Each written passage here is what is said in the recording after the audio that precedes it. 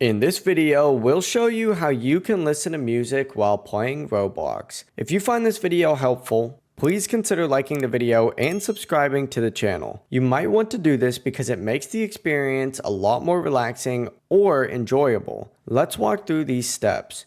First, open up Roblox and adjust the settings. Tap the More option in the bottom right corner of the Roblox app and scroll down until you find Settings. Select Privacy and Content Restrictions and then go ahead and click on Communication. Find the voice chat option, tap on it, and disable microphone access from Roblox. Now, go ahead and return to the main menu and join whatever match you might like to play. From here, you could simply open up whatever music app you might like, whether it's Apple Music, Spotify, Amazon Music, and more. Find a song and hit play. When you switch back to Roblox, you may notice the music stops playing. To fix this issue, plug in a pair of headphones that have a play/pause button, such as Apple's wired headphones.